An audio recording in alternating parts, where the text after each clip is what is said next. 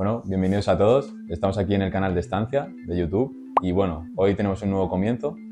Primera entrevista que grabamos y nada, conmigo está Marcos, que bueno, ha colaborado bastante, ha escrito algunos artículos. ¿Y a quién tenemos aquí? Tenemos a Laura Honrubia, preséntate un poco. Hola, muy buenas. Bueno, muchísimas gracias por la invitación y nada, que es un placer estar aquí y compartir con todo el mundo que nos escuche. Gracias.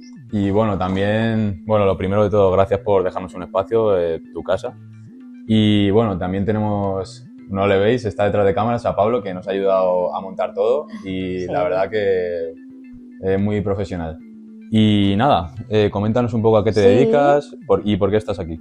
Pues mira, nada, bueno, de entrada deciros eso, que muy contenta de que además os hayáis trasladado aquí a casa, ¿no? Que me lo hace muchísimo más cómodo. Pues nada, yo soy educadora social, bueno, empecé estudiando un ciclo superior de integración social, me puse a trabajar enseguida en cuanto terminé y luego ya hice la carrera de educación social a distancia mientras trabajaba. Y paralelamente todos estos años también me he dedicado pues al mundo de la música, ¿no? Tanto cantando como componiendo. Sí. Primero con la formación que tuve durante 13 años, con Dale al Aire, y luego ya como Laura Honrubia, como solista. Entonces he compaginado siempre estas dos áreas. Muy interesante. Y bueno, tenemos aquí el libro que has publicado. Cuéntanos un poco sobre el libro. ¿Cuál es el título? ¿De qué va? Cuéntanos un poco. Pues mira, el libro se titula Cuando abracé la hipocondría. Es un libro en el que he coordinado a más de 15 profesionales de diferentes disciplinas. Yo misma también he escrito un capítulo un poco contando mi experiencia con la ansiedad y una especie también como de prólogo. Y nada, la verdad que ha sido pues una vivencia muy positiva, ¿no? Pues porque hay diferentes profesionales, todo el mundo ha colaborado de forma altruista. Y bueno, el título de Cuando abracé la hipocondría pues habla un poco de, ¿no? Pues eso, ¿no? De abrazar esa ansiedad, no pelearse tanto con ella, aceptarla. Y bueno, pues espero que sirva de ayuda para quien lo lee. Y además todos los beneficios van a ser llevados a la causa, ¿no? Tenemos un grupo también de ansiedad y lo vamos a investigar. Muy interesante. Me gustaría que desarrollases un poco tu historia con la hipocondria y que nos cuentes un poco cómo puede afectar a una persona en su rutina diaria. Bueno, realmente lo de la hipocondría a mí viene ya muy de lejos, ¿no? Sí. Yo me recuerdo con hipocondría pues desde que era una niña, prácticamente desde los 7 años. Pues en aquella época pues lo que te decían era pues que eras una niña un poco nerviosa, un poco inquieta, un poco aprensiva.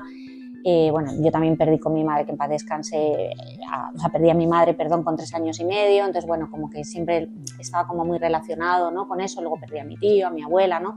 Como figuras muy importantes en mi vida.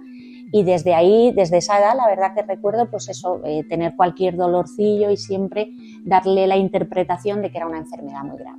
Entonces, como niña, pues a veces en el colegio pues tenían que llamar a mis hermanas para que me fueran a recoger.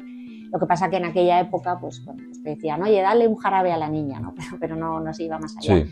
Hasta los 18 años, que empecé a tener, digamos, ¿no? Como mi primera crisis de ansiedad o mi primera crisis de pánico, que como bien sabéis, pues siempre lleva muchos síntomas físicos, ¿no? De palpitaciones, de mareos. Generalmente esa primera crisis te lleva a urgencias. Entonces, en urgencias pues ya es cuando por primera vez te hablan de lo que es la ansiedad, te dan tu primer tranquilizante y ahí me derivaron a salud mental y tuve la gran suerte de poder hacer una terapia psicodramática grupal a través de la Seguridad Social con un gran psiquiatra, con el doctor Guerra, que es quien ha escrito el prólogo, con quien todavía tengo una estupenda relación. Y bueno, pues ahí empecé un poco mi proceso, mejoré muchísimo y bueno, pues a lo largo de los años he tenido etapas, las que he estado mejor, peor. Pero sí que es cierto que la pandemia fue un antes y un después, ¿no? Porque al final era un escenario pues, de una epidemia, de mucha muerte, mucha enfermedad, y ahí como que mis síntomas se volvieron a reactivar. Entonces, de ahí un poco y de todo ese bagaje y toda esa experiencia, pues me surgió la idea de hacer este libro y ponerlo al servicio de la gente que también lo sufra. La verdad que es un tema muy interesante. Yo, me he leído ciertas partes del libro y la verdad que es un tema muy difícil de tratar, sobre todo. Dices, la época del COVID y tal era una época de mucha incertidumbre al final, ¿no? Eso es. Y al final la hipocondria y tal genera una incertidumbre total porque no sabes qué está pasando, si realmente pasa algo. ¿Cómo se podría ayudar a una persona que no sabe lo que le pasa? Fundamentalmente yo creo que escuchándola, mirándola, dándole tiempo, ¿no?, a que esas palabras puedan ir saliendo, ¿no? Y bueno, y también compartiendo con esa persona pues otras vivencias, otras historias, ¿no?, otros espejos donde se pueda sentir identificada, porque al final a veces te cuesta mucho poder explicar lo que sientes. Y como tú bien dices, claro, la pandemia fue un periodo de mucha incertidumbre, fue un periodo además de mucho aislamiento social, porque aunque es verdad que teníamos las pantallas y todo esto, pero el contacto social, el contacto con el cuerpo se perdió, y eso es algo que calma mucho. Entonces yo diría, bueno, pues estando a su lado, ¿no? Además me gusta decir estando a su lado como cuando tienes un perrito o una perrita que está a tu lado, ¿no?, que no te juzga, que no te está atosigando, sino que simplemente está ahí y te acompaña, acompañando, diría yo. Sí. Y ahora quiero preguntarte especialmente, porque claro, en el libro comentabas que, bueno, siempre está la opción de, sabemos que, bueno, la sanidad pública, a veces los tiempos no son los mejores y, bueno, está la opción de acudir a un centro privado. Pero claro, ¿qué pasa cuando una persona no tiene esos recursos para acudir a un centro privado? ¿De qué manera se le puede ayudar o qué recursos tiene? Mira, eso es muy interesante lo que planteas. Ya desde el 2017-2018 empezamos a vivir cierto deterioro, ¿vale?, en la sanidad pública. Ya en pandemia ya ha sido horroroso. Quiero decir, ya el deterioro ha sido muy grande y de hecho el deterioro puede ir a más si no lo paramos al final entre todos y todas, ¿no? Entonces, claro, fíjate, en la época en la que yo te hablo, de hace algo más de 20 años, ¿no?, yo me sentí muy agradecida, ¿no?, poder estar en un grupo psicodramático, ¿no?, donde dramatizas las situaciones, tus traumas y tal, durante 4 años gratuito. O sea, esto ahora mismo es impensable, ¿no? Pero es que no solamente un grupo como tal, sino simplemente, pues eso, la cita con un psiquiatra, pues a lo mejor puede tardar 6 meses, la atención con un psicólogo o con una psicóloga es muy complicado. Entonces, ¿qué recursos te quedan para las personas que no tienen medios económicos? Por un lado, yo me gustaría nombrar ANTAES, ¿vale?, con M, que es la Asociación de Personas con Trastornos de Ansiedad de España, ¿vale?, donde hay personas pues, que tienen ansiedad social, que tienen agorafobia, que tienen ansiedad por la enfermedad, hipocondría, bueno, diferentes, ¿no?, diferentes tipos de ansiedades, porque la ansiedad al final es miedo, ¿no?, pero tiene como diferentes caras, que digamos. Entonces, en esta asociación te puedes inscribir vía... Bueno, a través del ordenador. Es una asociación donde la inscripción es gratuita, ¿vale? Y está en toda España, y en esta asociación hay grupos de apoyo mutuo, ¿vale? Diferentes grupos que la mayoría se hacen además de forma online, pues para que personas de diferentes ciudades puedan conectarse. También hay algún grupo, ¿vale?, presencial, pero es verdad que es menos. No recibimos ningún tipo de subvenciones, alguna vez algo muy puntual, y cuando algo se recibe, pues sí que a lo mejor se hace algún taller grupal, ¿no?, con algún psicólogo, una psicóloga, pero fundamentalmente es una asociación creada, como te digo, de apoyo mutuo.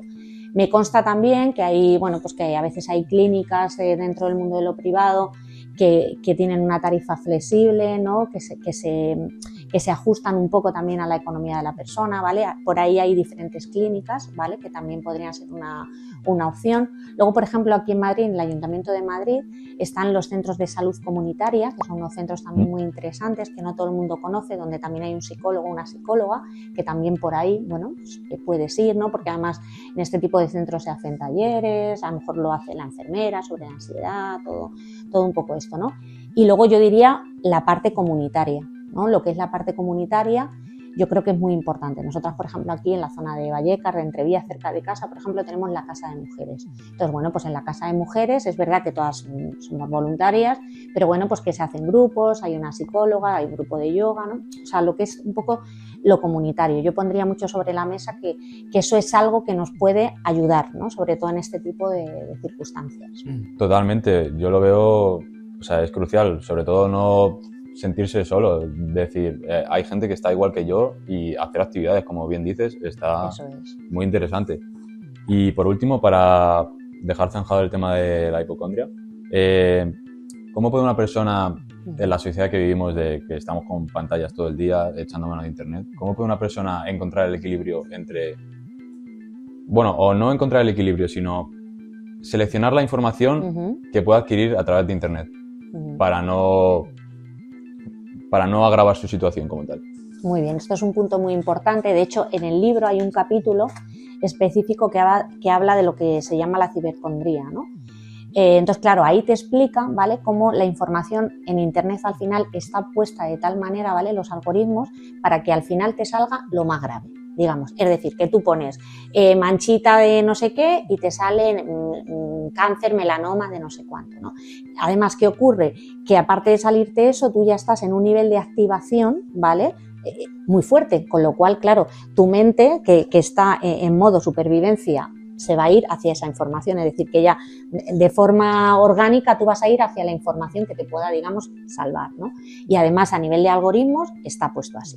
Con lo cual, creo que es importante irse a páginas fiables, ¿vale? Pues, por ejemplo, como Clínica Mayo, o sea, una serie de páginas, ¿no?, que te van a dar este tipo de información. Yo ahora, por ejemplo, con un amigo, con Jesús, estamos haciendo un trabajo de inteligencia artificial con todo el tema de la ansiedad, el manejo de la ansiedad y tal, como para hacerlo de tal manera que la información, pues eso, ¿no?, sea realista, sea objetiva, sí, siempre sea una orientación, siempre... Entonces, bueno, yo creo que eso es fundamental, ¿no? Y luego, bueno, pues en el libro es verdad que se tratan también otros aspectos de la ansiedad por la enfermedad, que al final es lo que hablamos, que la ansiedad es miedo, es decir, que si lo lee una persona que tenga agorafobia, aunque no tenga exactamente hipocondría, se va a sentir muy identificada con muchas cosas, y muchas de las herramientas y técnicas también le van a servir al fin y al cabo, ¿no? Y luego, aparte del libro, hemos creado un grupo que hacemos quincenal, como te decía, vía online, sí, donde nos reunimos personas de toda España y, bueno, charlamos, compartimos, invitamos a algún profesional. Pues creemos que esa parte de apoyo mutuo es muy importante también. Totalmente. Yo creo que ambos coincidimos en que siempre hay que apoyar a la gente que lo esté pasando mal, y sobre todo que no tenga esos recursos, o que sobre todo que no lo conozca, claro, que eso está ahí, que existe.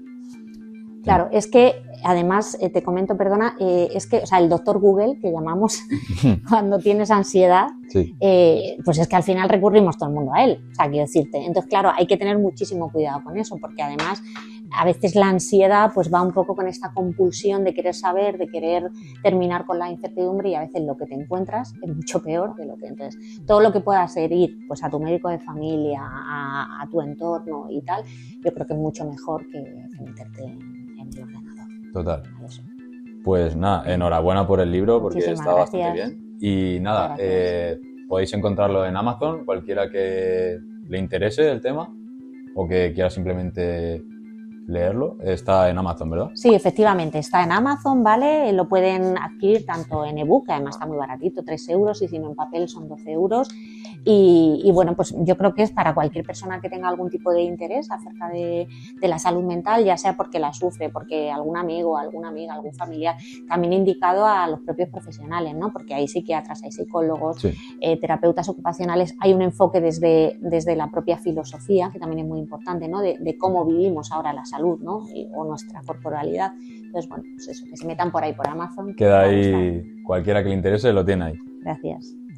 Bueno, yo acerca de este tema quería hacer un inciso que no me había preparado, pero uno. ¿Tú crees que existe discriminación hacia la gente que sufrimos de pues, ansiedad o este tipo de trastornos? Sí, claro. Por parte de la sociedad, ya sea familia, amigos, gente externa.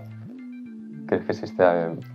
Sí, lo tengo claro. Quiero decir, a ver, yo a lo largo de mi experiencia laboral, donde casi más me he especializado ha sido en el campo de la salud mental. Que bueno, salud mental o salud, ¿no? Porque al final la salud es verdad que es un término sí, general, ¿no? Que la mente no es sin el cuerpo y el cuerpo no es sin la mente.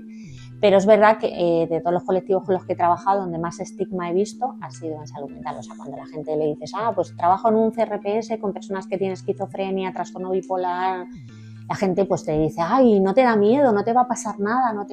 Cuando realmente las estadísticas dicen, ¿no?, que las personas que tienen un sufrimiento psíquico pueden ser mucho más víctimas que ejecutores, ¿no?, de algo así. Y luego a nivel de los trastornos de ansiedad, pues igual, es como que cuando tú pones un poco ese sufrimiento sobre la mesa, pues a veces pues se te tacha un poco pues como de débil, de exagerada, de que se te está yendo un poco la olla, ¿no? O que vas al psicólogo, a la psicóloga, o que en un momento dado pues tienes que tomar una medicación puntual, ¿no? Pues viene esto de, ay, tú sola puedes y tú tal, ¿no? Todo este Mr. Wonderful, ¿no?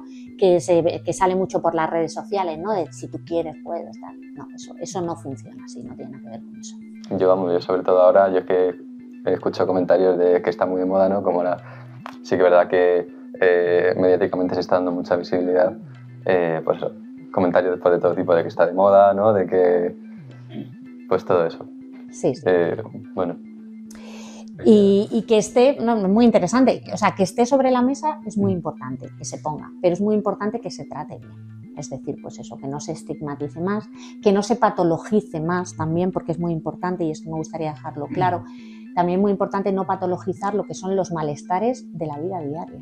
Es decir, que te deje tu novio, que te deje tu novia, pues es que eso es la vida, perder a un ser que, quiero decir, ¿no? O sea, intentar, pues eso, que hay procesos que no se tienen que patologizar. Es decir, porque a veces uno tiene un problema en el trabajo, pues a lo mejor no tienes que acabar en un psiquiatra, a lo mejor donde tienes que acabar es en un sindicato reivindicando tu situación, ¿no? Es como que al final es más fácil crear, decía un psiquiatra que a mí me gusta mucho, José Luis Marín, decía que es más fácil crear personas deprimidas que personas revolucionarias. Entonces, esto es importante también. Bueno, pues ya cierro el bloque.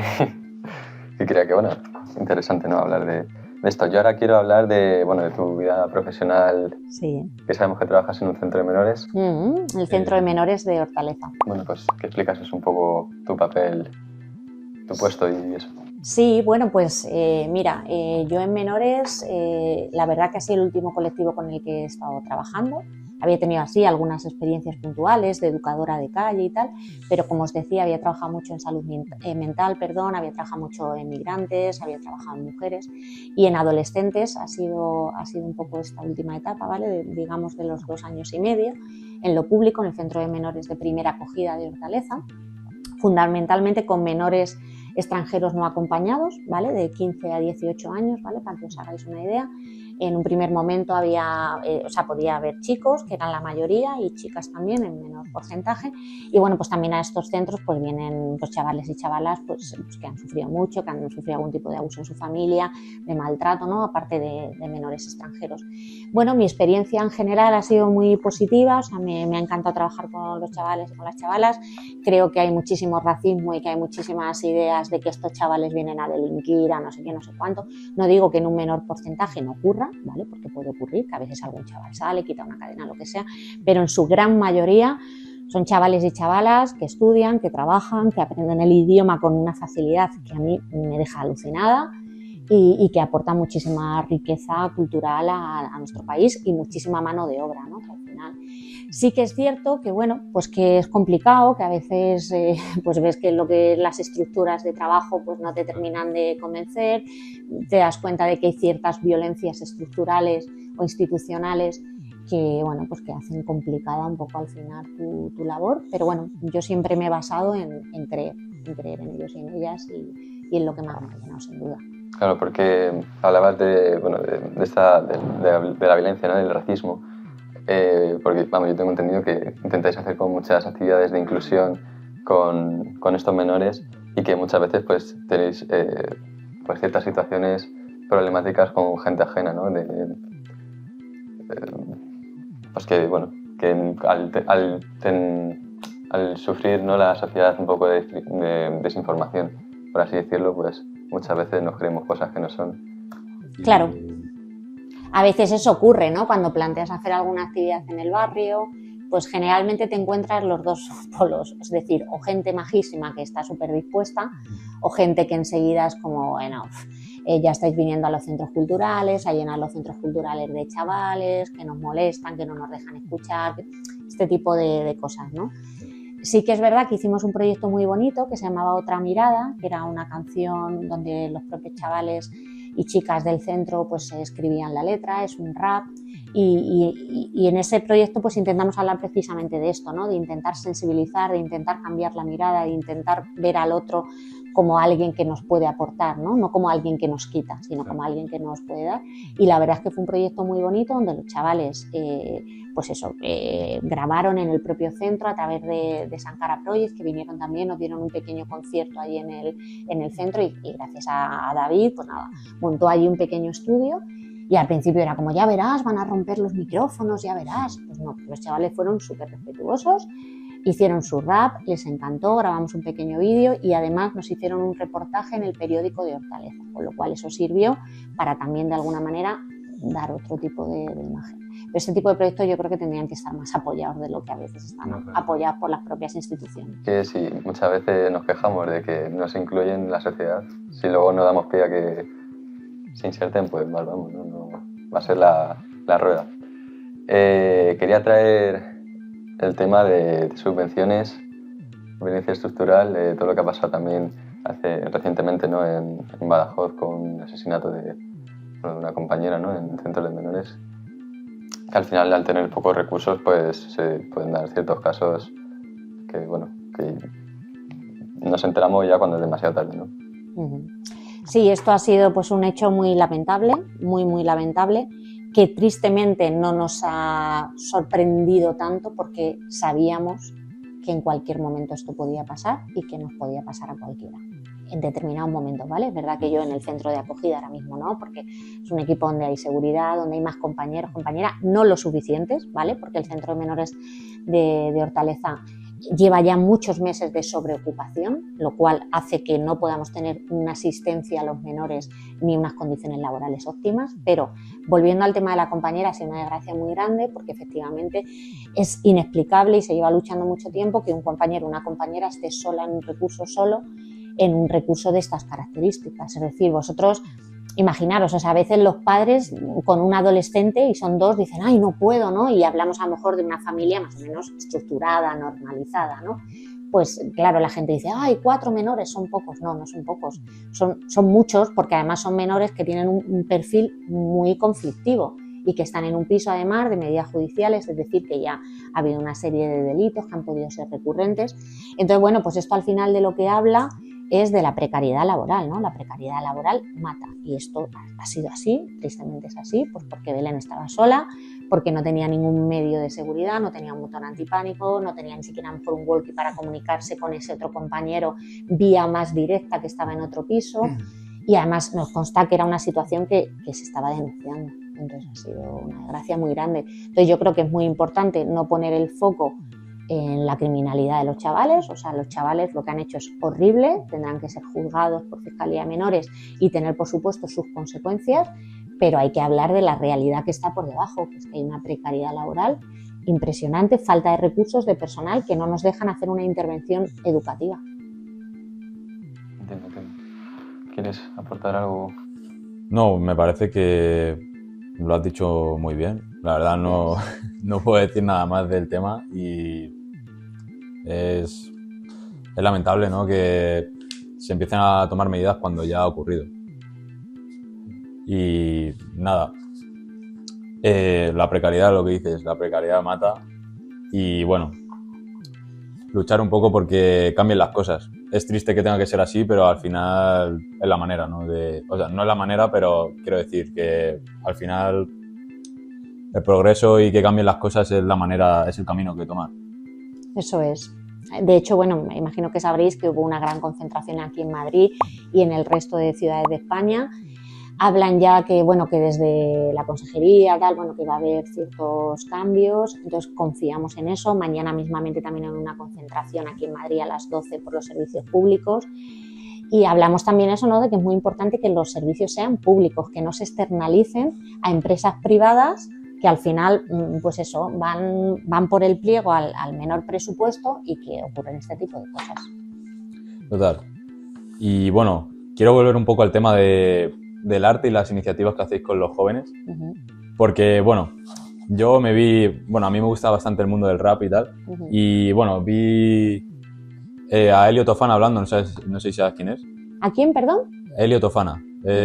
No conozco. Es un rapero español, vamos, de los más míticos que hay. Y bueno, hablaba de que, porque él actúa también, es actor, y hablaba un poco de que los chavales de su barrio no van al teatro, o sea, los jóvenes de barrio, los jóvenes normales que no acuden al teatro. Y quiero que hables un poco de cómo tratas el arte con los jóvenes con los que trabajas y qué iniciativas hacéis. Bueno, el arte realmente, pues eso, para mí es una de las herramientas de mayor transformación social. Entonces yo siempre he trabajado a través del arte, ¿no? En la educación social, siempre ha sido algo que ha ido de manera transversal. A través de la música, del rap, por ejemplo, ¿no? Con jóvenes yo sí que he visto que es una herramienta que engancha muchísimo. ¿no? Pues porque es como que está ahí, ¿no? O sea, les encanta, lo escuchan mucho en diferentes idiomas, tienen diferentes referentes, ¿no?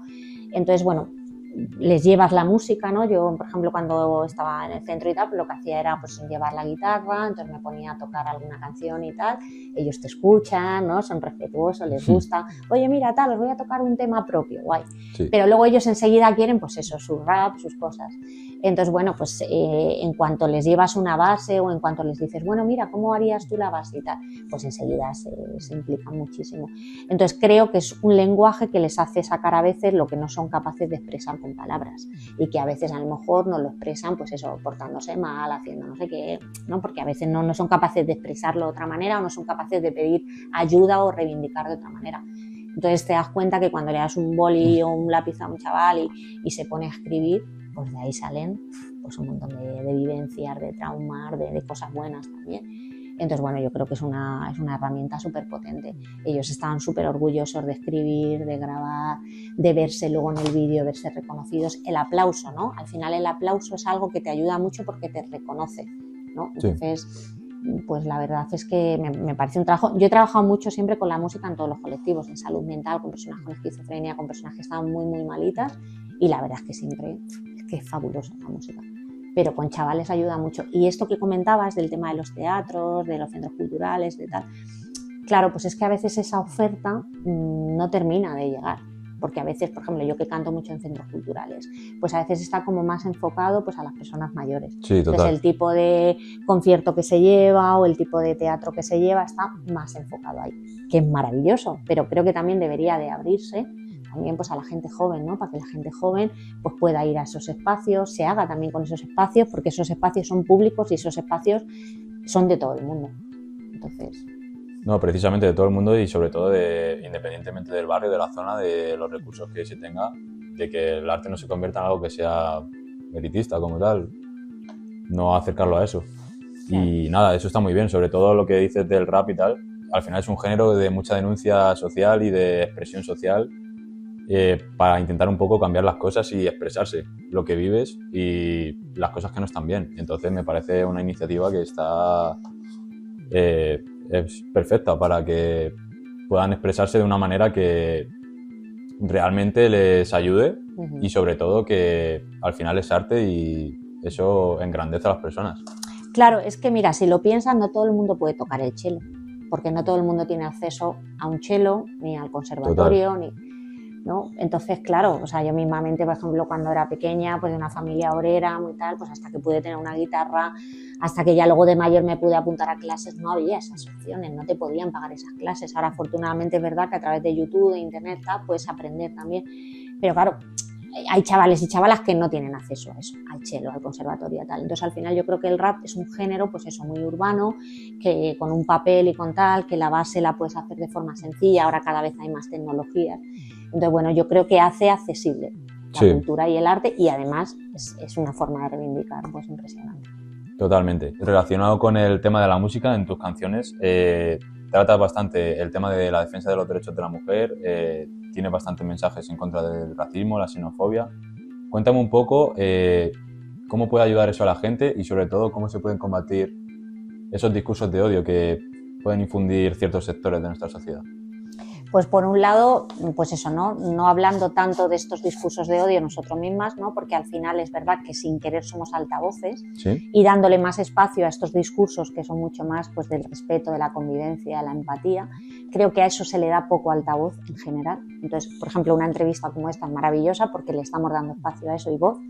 Y luego, bueno, pues desde las canciones es que, claro, al final el trabajar con tantas realidades sociales tan distintas, pues al final es que es una fuente de inspiración maravillosa. Entonces, en el caso de la violencia machista, con la canción Amiga, bueno, pues una amiga sufrió violencia machista, entonces compuse esta canción.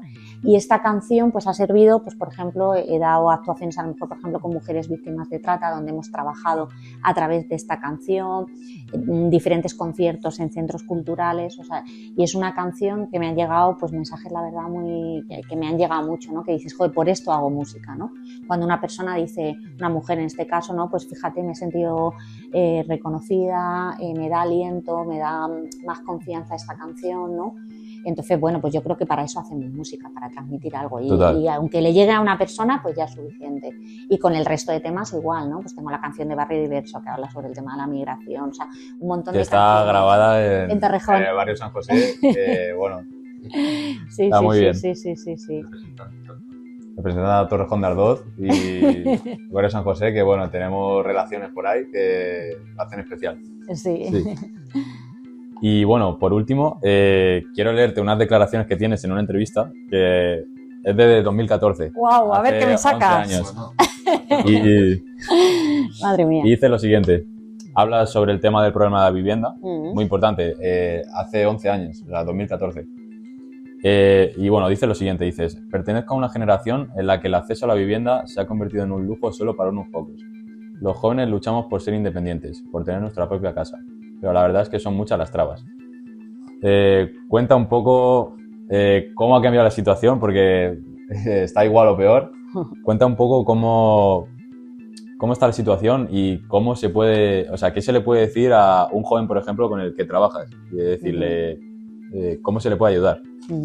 Bueno, fíjate, ahora mismo escuchando esas palabras, ¿no? Las podríamos decir hoy, ¿no? Sí. Solamente la diferencia sería que ya no soy tan joven, eso sí. Pero las palabras serían iguales. Porque ahora mismo este problema pues está muy latente, ¿no? Y fíjate con el tema de los alquileres. Entonces, ¿qué le diría yo a un joven? Pues que luche, que salga a la calle, que coja un altavoz, que se reúna, que vaya a todas las concentraciones, a todas las manifestaciones, porque esto no puede ser, porque el derecho a la vivienda es un derecho básico que viene recogido en la Constitución y no puede ser que a veces tengas que destinar el 70% de tu sueldo al acceso a la vivienda, ¿no? Entonces esto tiene que cambiar y esto va a cambiar, yo creo personalmente, si toda la sociedad nos movilizamos. O sea, es decir, los que ya tengamos casa, lo que tal, no, todo el mundo, porque en algún momento lo hemos sufrido, ¿no? Pues sí. Yo ahí al final tenía 20 años, la vivienda estaba por las nubes, me metí en una cooperativa para intentar que eso fuera más accesible, nos engañaron, bueno, pasó mil historias, luego no te daban la hipoteca, bueno, yo he pasado como por todos los procesos. Y al final conseguí tener mi pisito en mi barrio San José, sí. Más contenta que nada, ¿no? Que luego fíjate, ¿no? Cómo son a veces las opiniones, ¿no? Mucha gente me dijo, ¿tanto tiempo para una casa para irte a un barrio tan marginal? Fíjate. Y yo dije, no, mi barrio no es marginal, es intercultural, ¿no? O sea, quiero decir, ¿no? Como a veces las opiniones. Entonces, bueno, pues yo diría eso, ¿no? Que nos unamos, porque es que los jóvenes lo tenéis muy difícil, muy difícil, tanto a nivel de vivienda, a nivel de trabajo, y no os lo merecéis. O sea, yo creo que la juventud, pues eso, necesitáis el apoyo y el impulso. Y lo que está claro es que es una situación que es insostenible, o sea, tiene que cambiar algo. Totalmente. Hay muchos fondos buitres, o sea, todo el tema de los apartamentos turísticos, ¿no? Como hay zonas que... No, yo a veces me lo planteo, digo, sí, Torrejón dicen que mi zona es una zona así marginal, barrio San José. Vamos a ver dentro de unos años qué va a pasar con eso, ¿no? Si no empiezan a construir pisos más caros, porque al final está en el centro. A veces pasa eso, ¿no? Con los propios barrios, también empieza a pasar con Vallecas, por ejemplo, ¿no? Que hay zonas donde la gente del barrio al final se tiene que ir porque todo es carísimo, porque el barrio no lo cuidan, ¿no? O sea, a nivel de ayuntamientos, y luego de repente te han construido no sé cuántas casas o te han puesto no sé cuántos apartamentos turísticos y no pueden quitarnos los barrios a la gente. No puede ser. Yo quería preguntar, al ser el tema de la vivienda ahora mismo está muy presente, ¿no? En la sociedad de los jóvenes, ¿tú crees que es un tema que se está politizando demasiado y que también puede afectar en cierta medida? A ver, es que lo social y lo personal es política, quiero decir, o sea, tiene que haber política porque al final, a través de una serie de políticas, esto va a venir el cambio. Lo que pasa que sí que es verdad que esas políticas pueden tomar una dirección u otra o ir más despacio o más deprisa en función de lo que la gente, de lo que el pueblo al final también se mueva. Porque si al final tú estás ahí, estás tragando y los otros están enriqueciendo, pues claro, o sea, si tú al final estás en un barrio donde no cuidan tu barrio, no sé qué, tal y cual, al final te acabas yendo y llega un fondo buitre, tira el edificio y hace pisos mucho más caros y no te quejas y no te reivindicas. Entonces, bueno, creo que es importante que se haga política, pero que se haga una buena política, pues esto de alquileres sociales. Ayer, por ejemplo, veía en la tele que hablaban de alquileres sociales y querían cobrar 1.200 euros. Digo, bueno, pero esto de alquiler social, ¿qué tiene?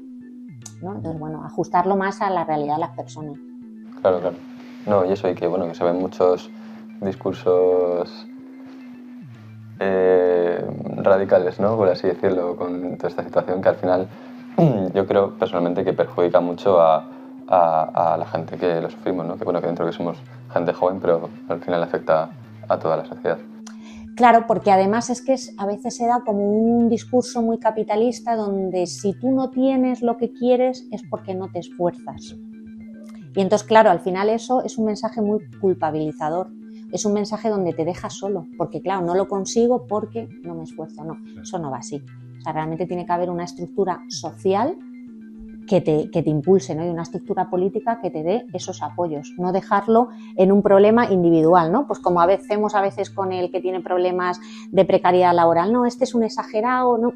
En vez de hablar realmente del problema, pues le ponemos un diagnóstico, un exagerado, un deprimido, una pastillita que cuesta menos dar un lorazepam, ¿no? Que resolver otros problemas. Entonces, por eso es muy importante lo que hablamos, la comunidad. O sea, me parece fundamental la comunidad y el apoyo. Aquí en Vallecas, la verdad, es que hay mucho de eso, mucho, porque viene siendo un barrio ya de mucho sufrimiento y donde hay mucho apoyo. Así que, juventud, ponemos en vosotros y vosotras nuestras esperanzas, que además yo creo que sois pues, una gente pues, estupenda que merece lo mejor. A luchar. Sí. Bueno, lo dicho, yo creo que vamos a dejarlo ya aquí y nada, muchas gracias por concedernos la entrevista y por darnos esta charla que la verdad que ha estado muy interesante. Muchísimas gracias. Entonces, muchas gracias.